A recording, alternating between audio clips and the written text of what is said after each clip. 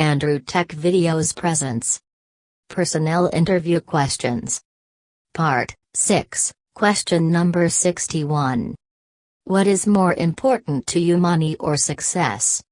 This is tricky question, as money and success both are important and you cannot outweigh the importance of one over the other. Personally, you might prefer money over success or success over money, but it is better to be neutral when answering this question in an interview. You can say that money and success both are important for you, but if you have to choose, you would choose success. The reason being, if one is successful, money often follows and you need not focus on money over success. Question number 62.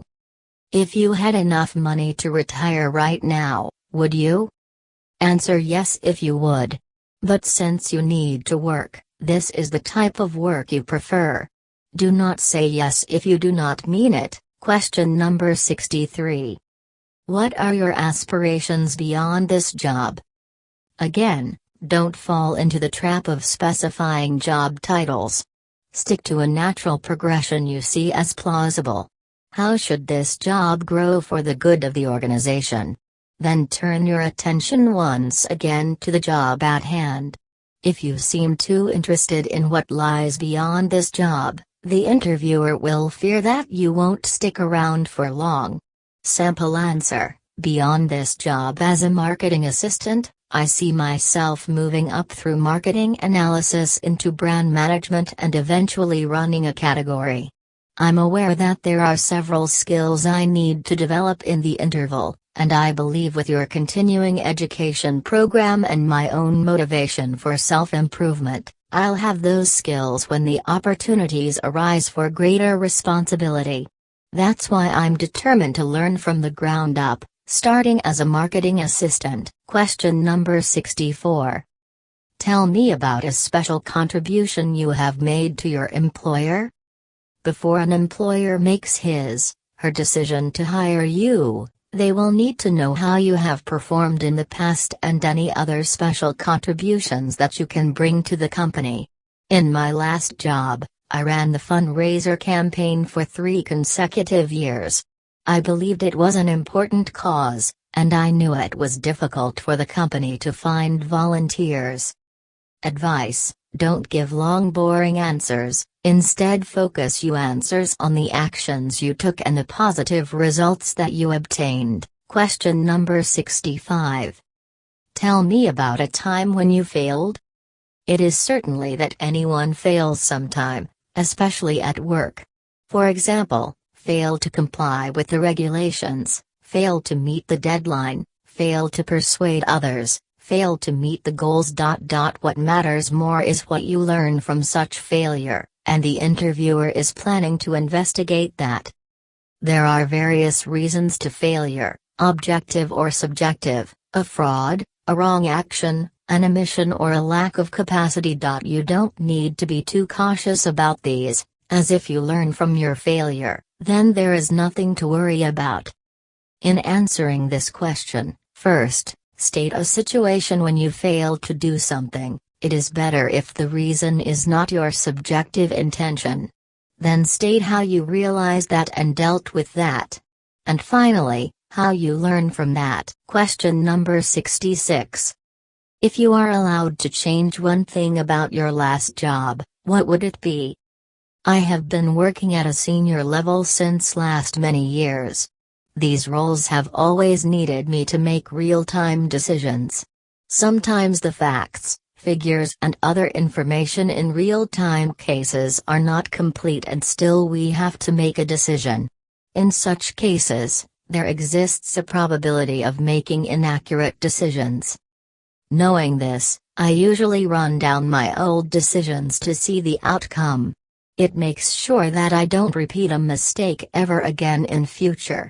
While carrying out one such exercise, I realized that the product promotion strategy that I recommended would have been different if I had had the complete data and figures, but there was no way to get them in real time. Question number 67.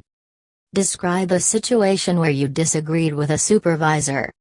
Standard interview tips and techniques still apply. Do not speak negatively about any supervisors, co-workers or former jobs. It is acceptable to share a specific situation that occurred with a former boss, but do not go into detail about the disagreement. Focus instead on what you did to help the supervisor see your point of view. You may be asked a follow-up question, such as, did they ultimately see your point of view? Be honest. Did they follow your advice or didn't they? The answer is not as important as the presentation. Do not sound bitter in your response if they did not. They did see my point of view. They chose a different path, but they understood my concerns and beliefs in the end. Question number 68. Describe a time where you needed to present complex information in a simplified way. This question is common for customer service, sales, marketing, management and IT jobs.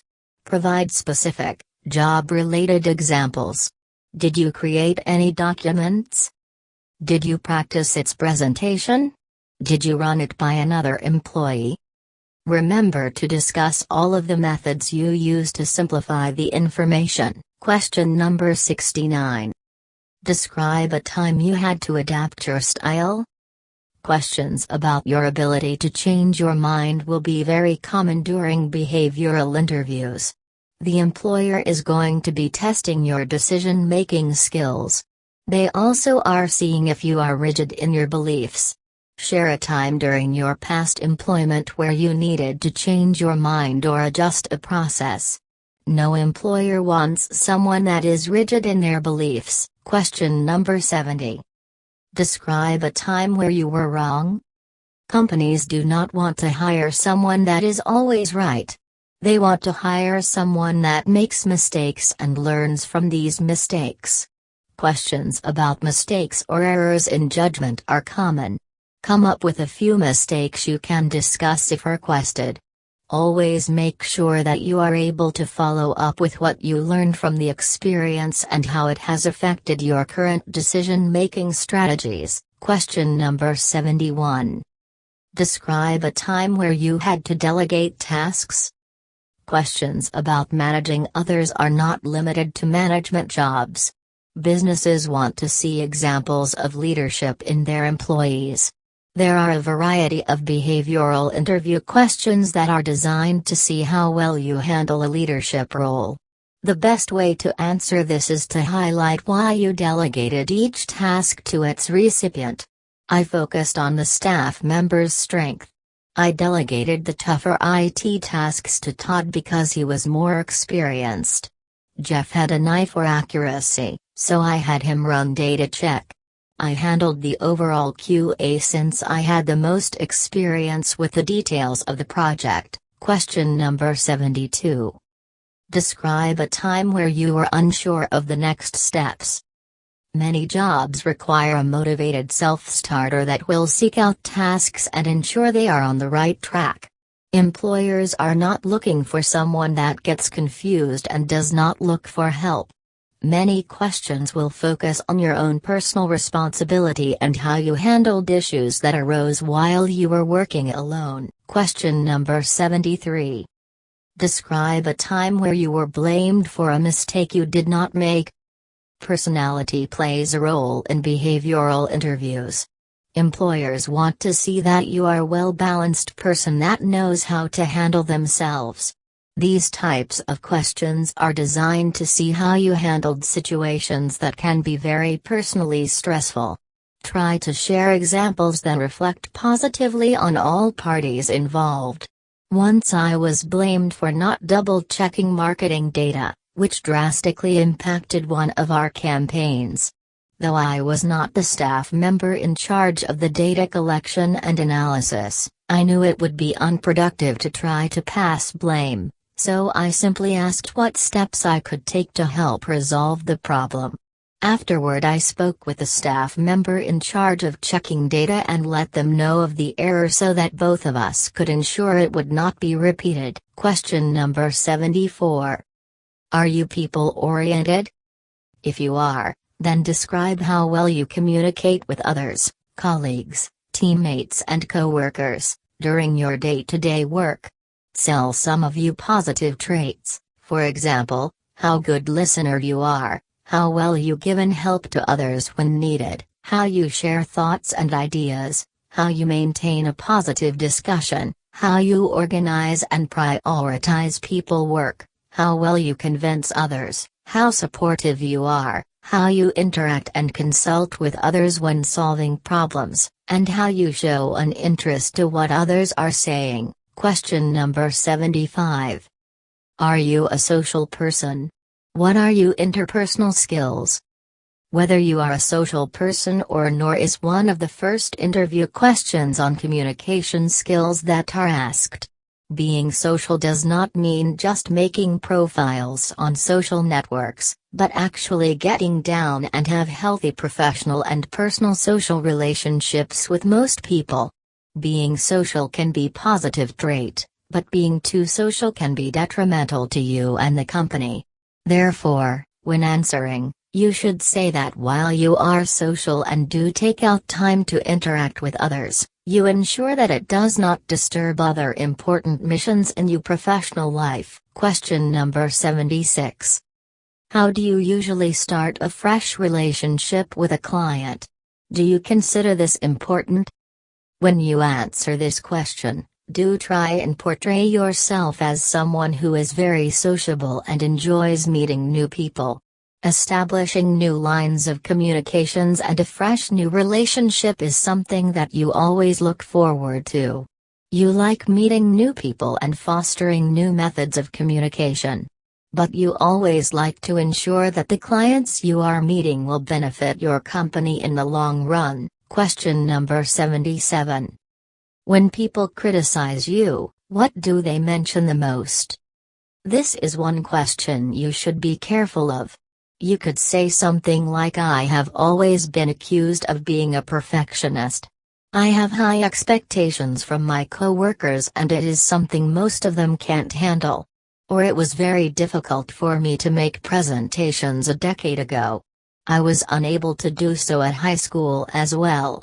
But I have started to take a few classes where I am learning about public speaking. And recently I was awarded for my excellent presentation at this year's award ceremony. If you think humor would be a good way to intrigue the interviewer, try something good. But make sure it is really good. Question number 78. What do you think is customer service? When the interviewer asks you a question like this, he is basically trying to know if you are aware of this term or not. So when you answer this question, you could mention something like customer service according to me is far more than just helping out customers in need. It is also about ensuring that the customer is satisfied with the information provided to them, or customer service is about handling all doubts and queries of customers without being aggressive. The tone should always be cordial and friendly. Patience is the key to handling customers online. Thank you for watching. Please subscribe Andrew Tech Videos.